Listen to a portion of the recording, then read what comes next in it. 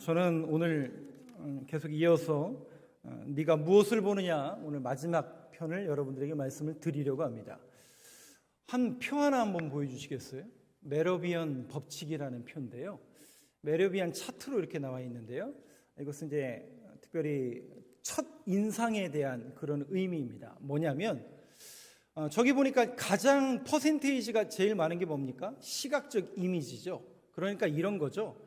누군가를 처음 만났다든지 조금 더 우리식으로 표현하면 첫인상, 그리고 오늘 저와 여러분이 설교를 듣는 자리에 나왔잖아요. 그 설교를 듣는 자리 속에서 설교의 내용 중에 설교 중에 내용은 몇 프로라는 얘기예요?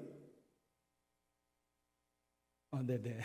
그래서 설교 내용이 뭐 중요한 게 아니다 이걸 말씀을 드리려는 건 아니에요.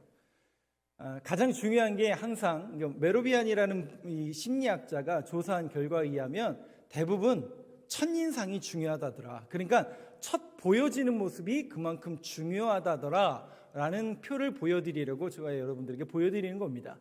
시각적 이미지가 약 55%, 또 청각적인, 그러니까 이런 거죠. 제가 여러분들한테 지금 설교 말씀을 전달해 드리고 있는데 제 글의 내용은 몇 프로? 그럼 제 목소리가 이거예요.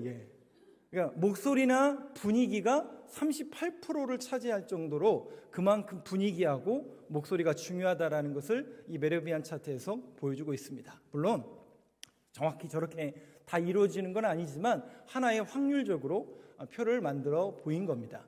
그만큼 시각적인 이미지 한번 딱 보면 생각나고 고정되는 그 시각적인 이미지는 굉장히 중요한 것 같습니다. 특별히 오늘 제가 여러분들에게 몇 가지 그림을 보여드리는, 근데 이게 저도 마음속에 조금 두려움이 있는 게 이런 거죠.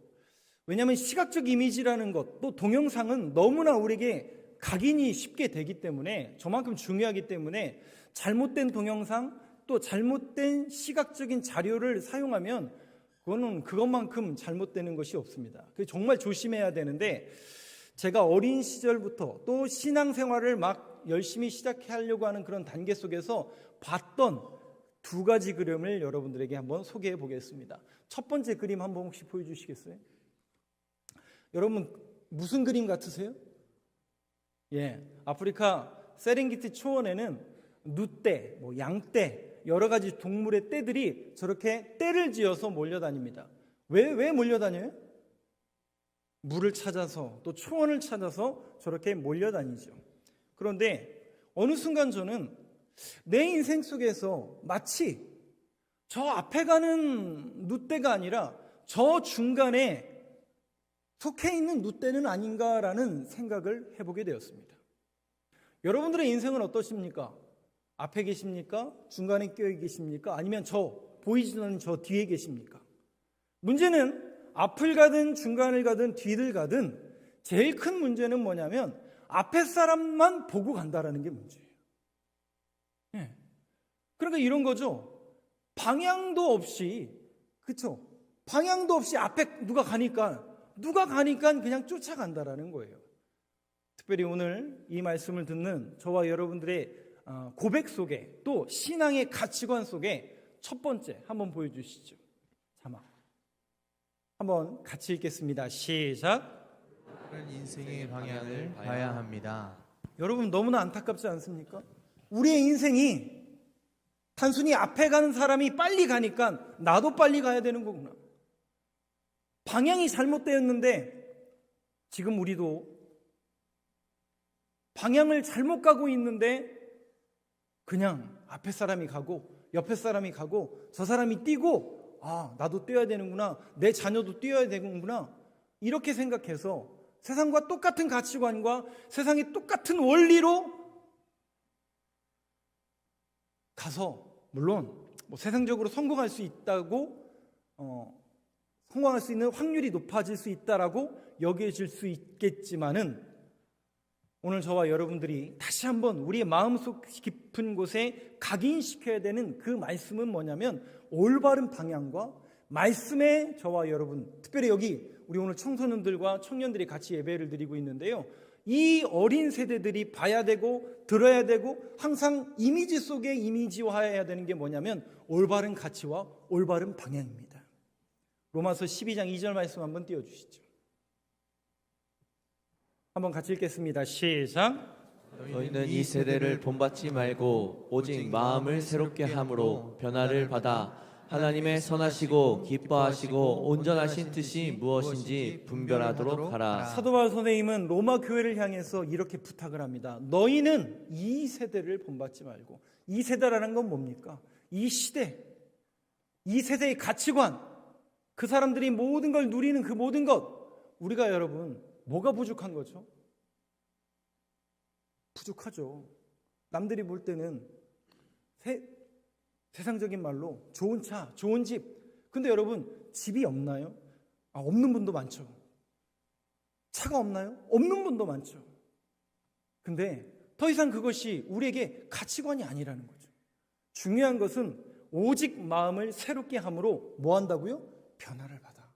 아하, 우리가 진짜 봐야 될 게 무엇일까?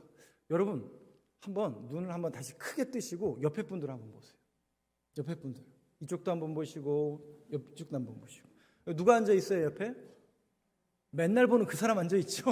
예, 그게 여러분 정상이고 그게 행복인 겁니다. 근데 우리는 자꾸 눈을 어디로 돌려요? 세상 사람들, 세상. 근데 여러분, 여러분들이 예배 자리에 나오셔서 여러분들이 봐야 되고 여러분들이 눈을 들어서 보셔야 되는 것은 아하, 하나님 살아계시구나. 하나님을 예배하는 사람들이 이렇게 많구나. 하나님을 경배하는 것이야말로 진정한 기쁨이고 행복이다라는 그 믿음과 그 가치관이 여러분들 안에 완전히 새겨지시길 간절히 소망합니다.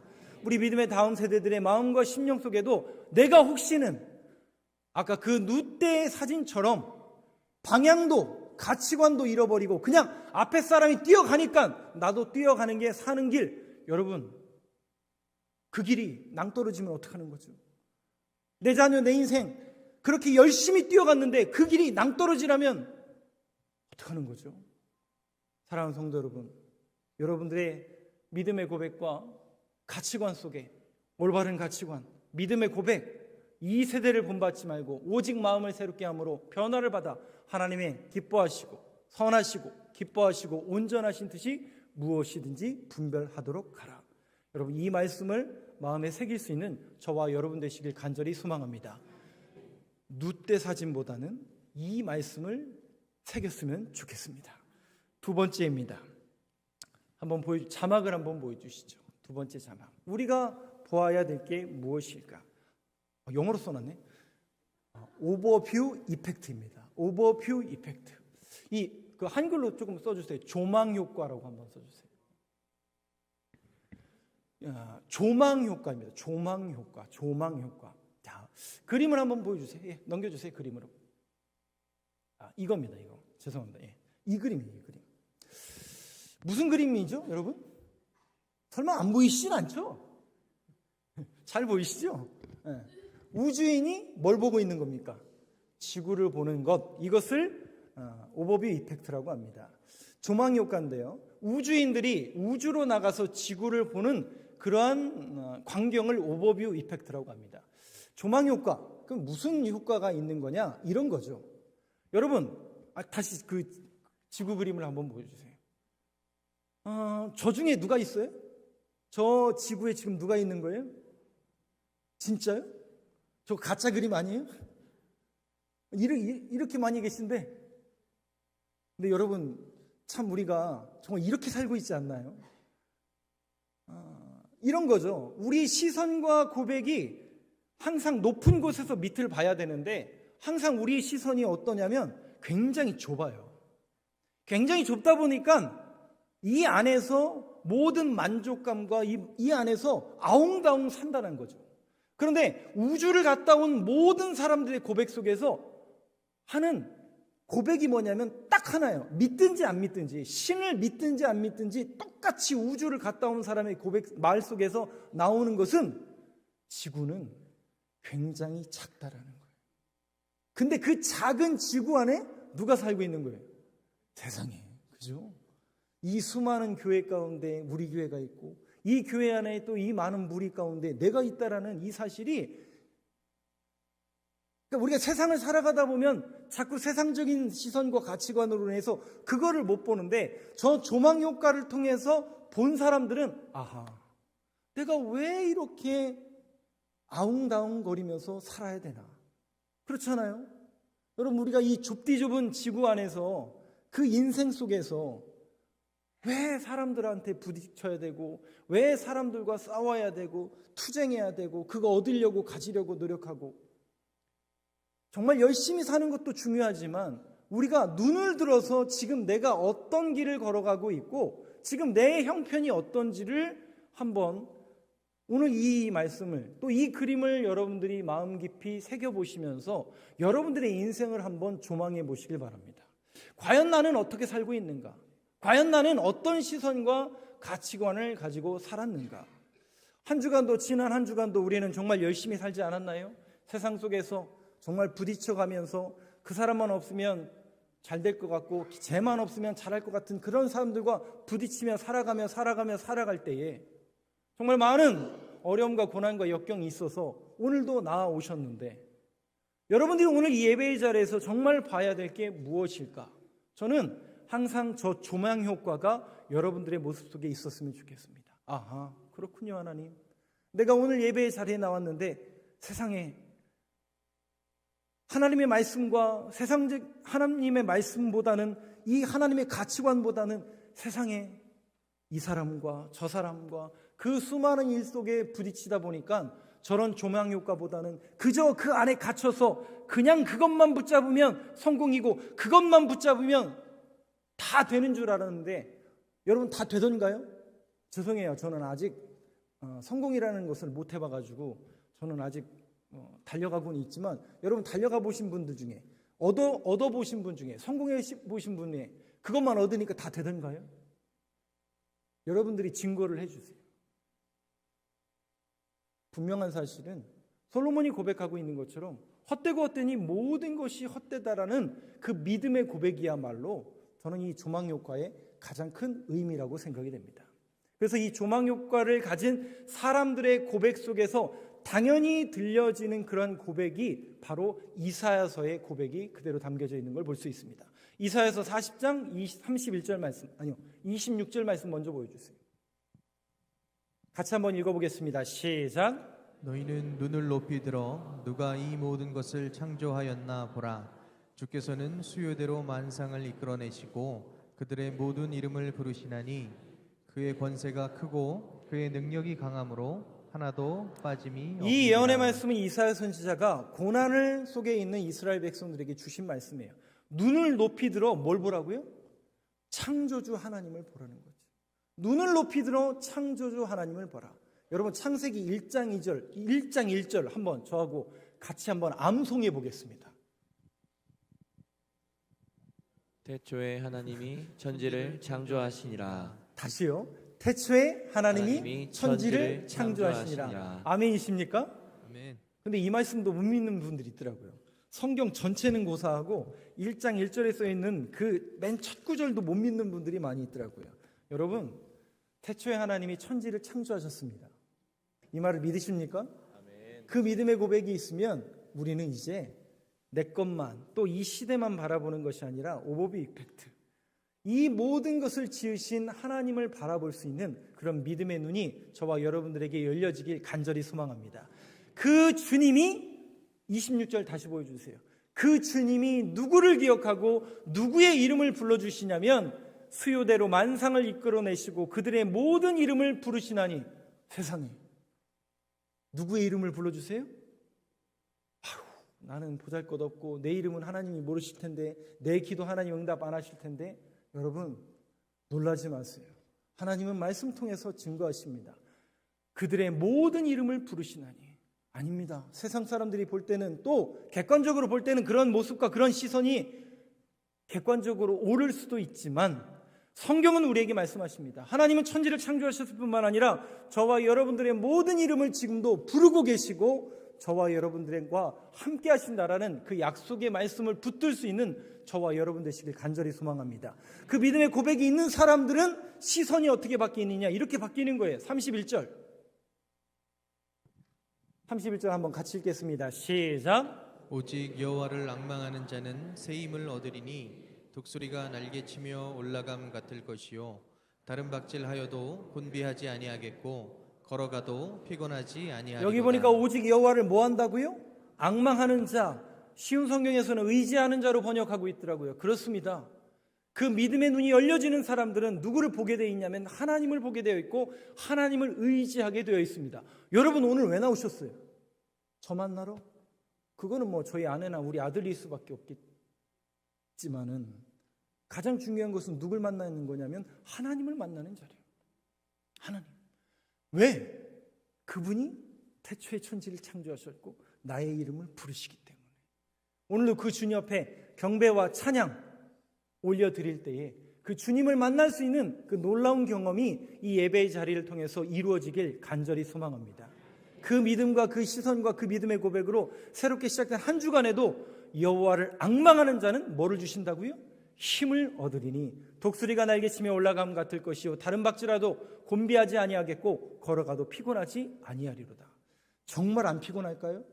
물론 우리가 연약한 이 육신을 입고 있는 한 우리는 피곤하고 곤비하고 눈은 침침해지고 일하다 보면 살다 보면 피곤해 지칠 수 있지만 중요한 것은 우리의 마음속에 주님이 함께 하실 것이고 그분이 저와 여러분들의 눈을 열어주실 것이고 그분이 저와 여러분들을 다시 한번 일으켜 세워주실 거라는 그 믿음의 고백이 여러분들 안에 있다면 새로운 한 주간에도 그 주님으로 인하여 저와 여러분들이 믿음의 길, 신앙의 길을 묵묵히 걸어갈 수 있게 될 줄로 믿습니다. 마지막입니다. 세 번째, 자막 한번 보여주시죠. 영어로 안 쓰여 있네요.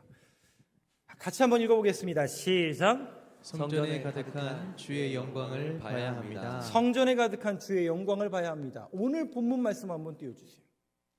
이사야서 6장에 있는 이 본문 말씀은 실상 그 시기가 언제인지 정확하게 명시하고 있습니다. 우시야 왕이 죽던 해에 이사야가 성전에 들어가는 거예요. 우리로 말하면 예배당에 이렇게 들어오는 거예요. 이유가 뭐냐면 이 사람은 예배를 드리러 간 게 아니라 하나님 앞에 따지를 이렇게 표현해도 되나요? 이거 진짜 맞아요.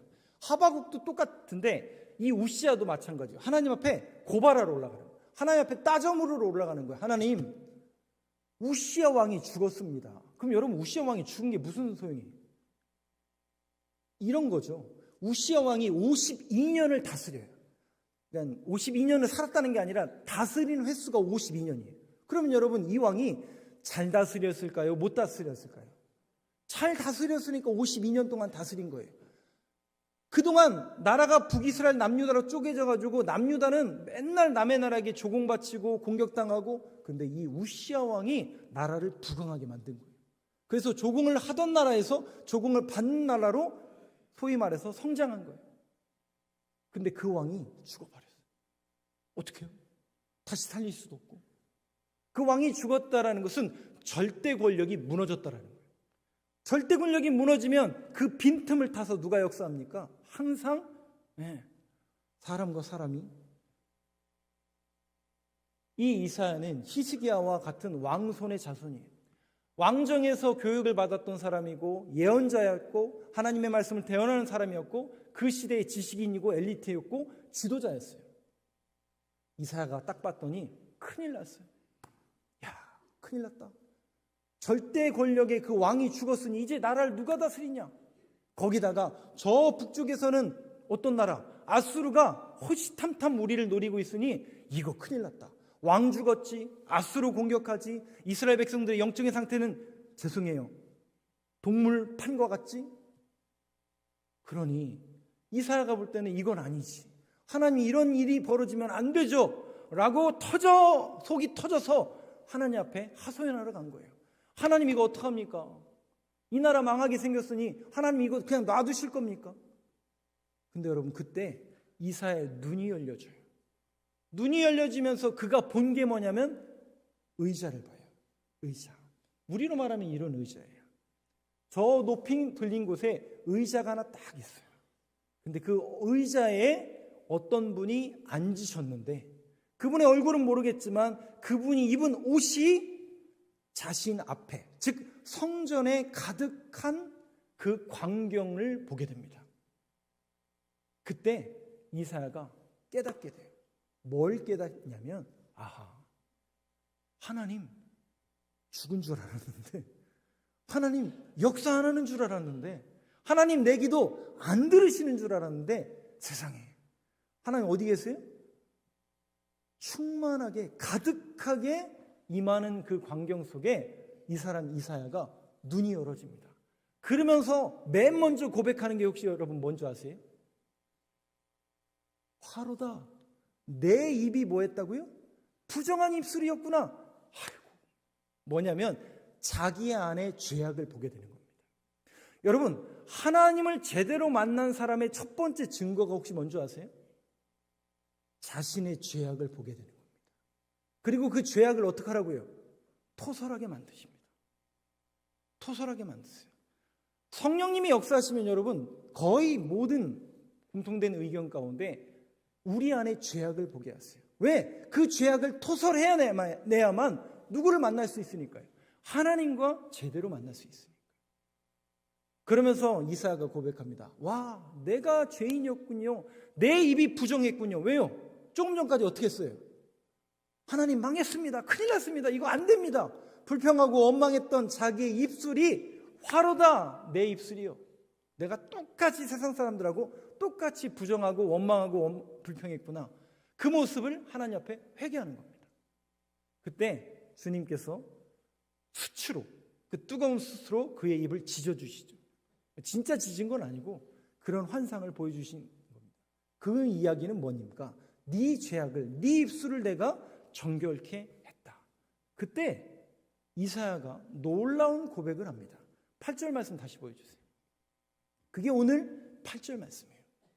그 정결함을 받은 이사야가 이렇게 고백을 합니다. 8절 한번 같이 읽어보겠습니다. 시작. 내가 또 주의 목소리를 들으니 주께서 이르시되 내가 누구를 보내며 누가 우리를 위하여 갈고 하시니 그때에 내가 이르되 내가 여기 있나이다 나를 보내소서 하였더니. 여러분 이거예요.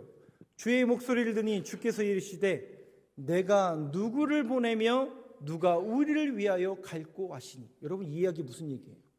조금 전까지 이사야는 뭐 때문에 그 자리에 왔다고요?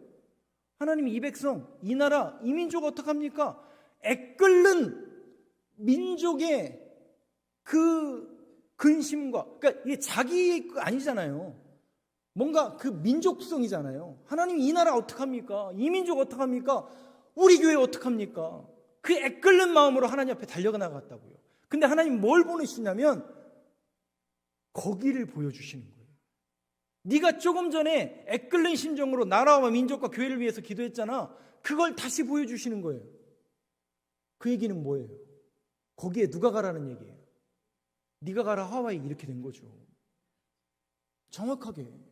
네. 야, 네가 가. 너야 너. 다른 사람이 아니라. 마치 눈이 열려져요. 근데 보려면 죄송합니다. 제대로 보셔야 돼요.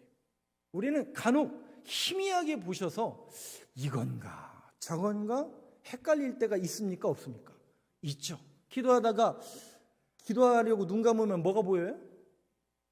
형광등의 잔상이 보이죠. 잠깐 눈 한번 감아보세요. 뭐가 보이나? 형광등 잔상이 보이죠. 그건 보이는 게 아니죠. 눈 감은 거죠.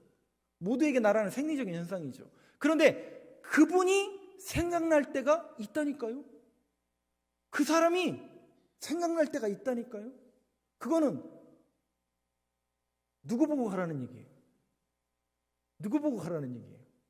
하나님이 왜 저에게 그 권사님을 보여주셨다고요? 야, 네가 목사인데 너 기도 너무 안 하는 거 아니냐? 그거 아닐까요, 여러분? 성도들 위해서 너 기도 너무 안 하는 거 아니냐? 오죽 하나님이 답답하셨으면 저를 그 자리에 보내셔서 야, 봐. 보고 기도해. 네가 긍휼한 마음을 가져. 네가 불쌍히 여기고 그분을 위해서 기도해. 라고 하나님이 명하시는 거 아니에요? 여러분들이 마땅히 보셔야 할 것을 꼭 보세요. 그리고 그분들을 위해서 기도해 주세요. 정말 우리 교회가 이제 이 땅과 이 지역 속에서 그 일을 감당해야 됩니다. 그것은 객관성이 있어야 됩니다. 반드시 우리 교회는 하나이기 때문에 이 하나의 공동체 속에 저와 여러분들에게 하나님께서 보여주시는 비전은 공통된 비전을 보여주실 거예요. 우리는 그 일을 이제 할 겁니다. 그리고 그 일을 하기 위해서 늘 기도하고 간구하고 함께 하나님께서 기뻐하시는 일을 감당해야만 합니다. 그러기 위해서 저는 기도하고 여러분들도 늘 기도하실 겁니다. 마땅히 볼 것을 보게 하여 주옵소서. 정말 우리 교회가 해야 될 일을 우리에게 보여주옵소서. 그래서 같이 하는 거예요. 저 혼자 하는 게 아니에요. 그래서 우리는 동역자라고 부릅니다. 사랑하는 성도 여러분, 우리 교회를 위해서 여러분들이 함께 기도해 주시고 하나님께서 우리 교회를 통해서 어떤 일을 꿈꾸고 계신지에 대해서 저와 여러분들이 정확하게 볼 수 있고 그 일을 감당할 수 있는 우리 교회가 되길 간절히 소망합니다. 그리고 다시 8절 말씀 보여주세요. 그리고 여러분들이 보고 나서 꼭 이렇게 같이 고백해 주길 간절히 소망합니다. 그때 누가 이르러요? 내가 이르되. 내가 어디 있어요? 여기 있나이다. 누구를 보내달라고요? 네가 가라가 아니라 나를 보냈소서. 누구 보고 기도하라고요? 네가 기도하라.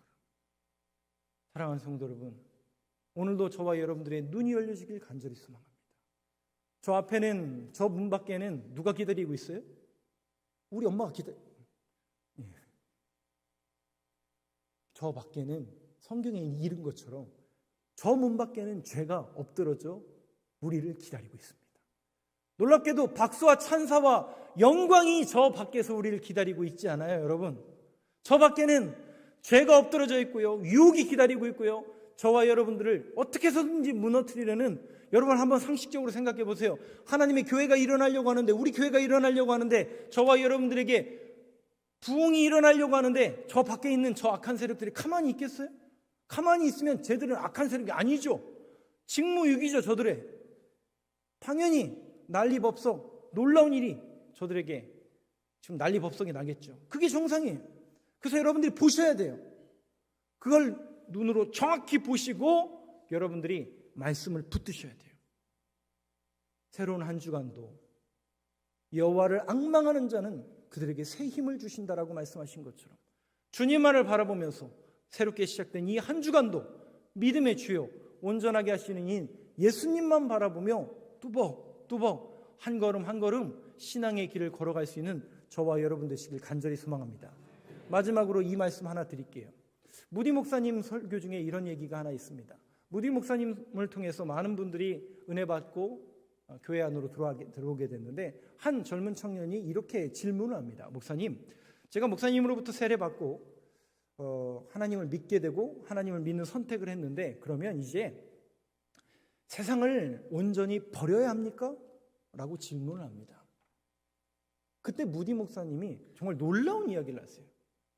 아니, 세상을 버릴 필요 없어. 이렇게 얘기하셨습니다. 이게 무슨 얘기인가? 그 다음이 중요합니다. 네가 세상을 버릴 필요 없어. 너는 예수님만 잘 믿으면 돼. 그러면 세상이 너를 버릴 거야. 사랑하는 성도 여러분, 저와 여러분은 이제 가치관이 바뀌었어요. 저와 여러분은 이제 더 이상 세속적인 가치관으로 살 수 없어요. 우리가 마땅히 봐야 할 것을 이미 봤고 우리는 그 길을 걸어가기로 결단하고 선택한 자들이기 때문에 우리는 이제 그렇게 살 수가 없어요. 그래서 저와 여러분들의 눈이 정말 제대로 열려져서 세속적인 가치관이 우리의 삶을 잠식하고 주도하는 인생이 아니라 오직 하나님의 말씀에 붙들려서 그 주님이 보여주시는 믿음의 고백과 계시와 말씀을 붙들고 오늘도 내일도 세상이 우리를 조롱하고 교회를 향해서 손가락질하는 이런 시대를 맞고 목사가 가장 욕먹는 이 시대를 우리가 맞이하며 살아가지만 당당하게 저와 여러분이 말씀 붙들고 믿음의 길을 뚜벅뚜벅 걸어갈 수 있는 저와 여러분 우리 교회가 되길 간절히 소망합니다.